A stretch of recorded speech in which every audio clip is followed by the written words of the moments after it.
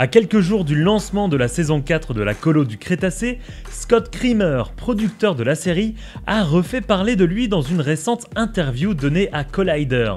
On apprend quelques éléments intéressants comme des infos sur le retour du Spinosaure, des liens entre la série et le troisième film Jurassic World Dominion, l'attaque du Mosasaur ou sur la vie des enfants pendant cette nouvelle saison.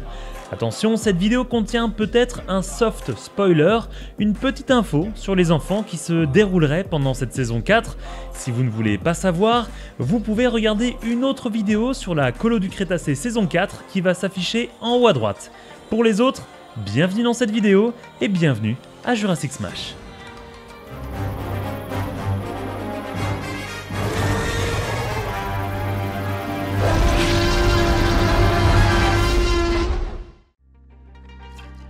Prévue pour le 3 décembre, cette nouvelle saison de la Colo du Crétacé semble pleine de mystères.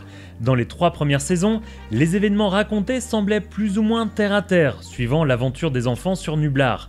Ici, pour cette saison 4, ils vont arriver sur une nouvelle île avec pas mal d'éléments qu'on a pu découvrir dans le trailer qu'on a du mal un petit peu à comprendre. Un vrai mystère donc que Scott Creamer, producteur de la série, assume complètement. Dans les colonnes de Collider.com, dont le lien est à retrouver en description de cette vidéo, Creamer explique que les scénaristes voulaient aller dans un endroit nouveau. Après 3 saisons sur Ilsa Nublar, qui est d'ailleurs en partie invivable suite à l'éruption volcanique de Fallen Kingdom, les enfants devaient absolument quitter l'île.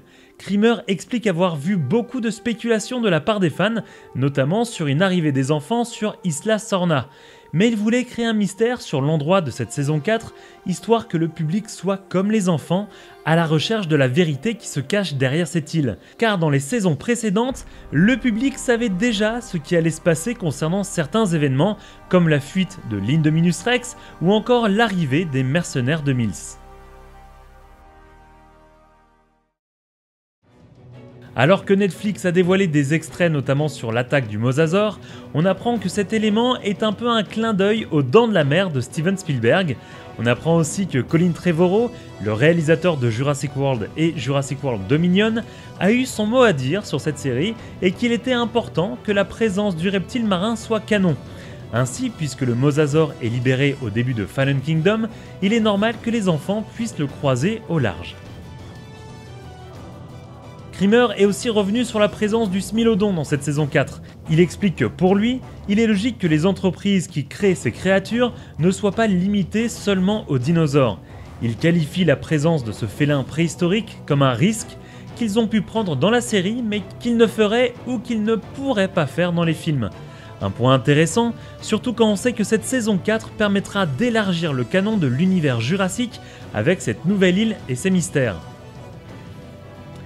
Creamer explique par la même occasion que Colin Trevorrow était réellement impliqué dans cette saison 4 afin de valider de nombreux éléments et supervisant l'histoire.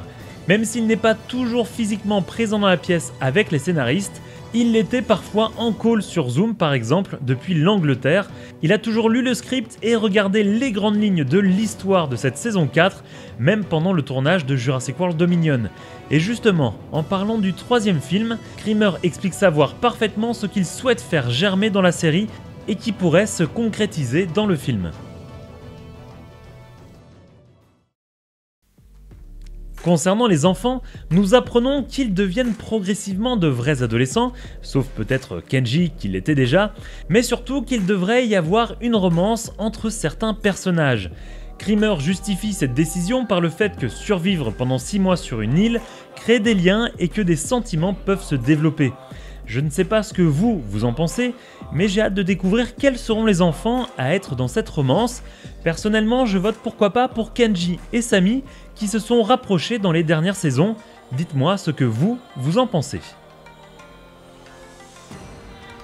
Autre point intéressant que beaucoup attendaient, le retour du Spinosaure. La question posée à Creamer est plutôt intéressante ici. Pourquoi cette saison 4 était le bon moment pour retrouver ce dinosaure, star de Jurassic Park 3 ? Pour lui, en tant que fan de la saga, cela n'avait pas de sens de faire revenir la bestiole sur Nublar.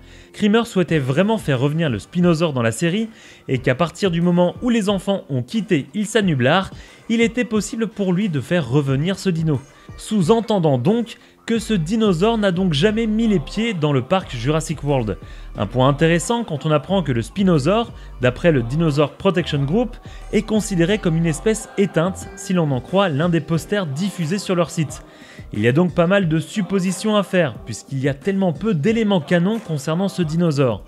La première supposition, le Spinosaure n'a jamais été retrouvé sur Sorna, lorsque InGen a ramené les derniers dinosaures sur Nublar pour peupler le parc Jurassic World. Ainsi, le Dinosaur Protection Group en a déduit que cette espèce était éteinte. Ce Spinosaure aurait été en fait récupéré par une autre entreprise, Manta Corp par exemple, et a été placé dans cette île mystérieuse. Deuxième hypothèse, le Spino a été tué sur l'île, ou est mort de cause naturelle, et celui de la Colo du Crétacé saison 4 est un nouveau Spinosaure. Il est donc normal que le Dinosaur Protection Group n'ait pas l'info qu'un Spinosaure est encore en vie, puisque ces éléments proviennent de la base de données d'InGen. Le groupe de protection n'a sûrement pas d'infos sur ce qui se passe sur cette nouvelle île. Qu'est-ce que vous en pensez? Quelle est votre hypothèse là-dessus? Dites-le moi en commentaire. Pour terminer, Creamer explique qu'il y aura de nombreux easter eggs et références à Dominion dans cette saison 4. Il aurait travaillé avec Colin Trevorrow pour parsemer certains éléments dans la série qui sont en fait des références au troisième film Jurassic World.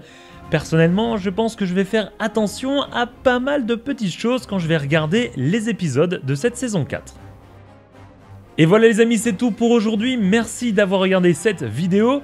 Si vous voulez aider cette chaîne à grandir, n'hésitez pas à partager cette vidéo sur vos réseaux sociaux et à vous abonner et activer la petite cloche pour ne louper aucune de mes prochaines vidéos. Nous on se dit à bientôt pour reparler de l'univers Jurassic Park et Jurassic World. Salut les Smashers!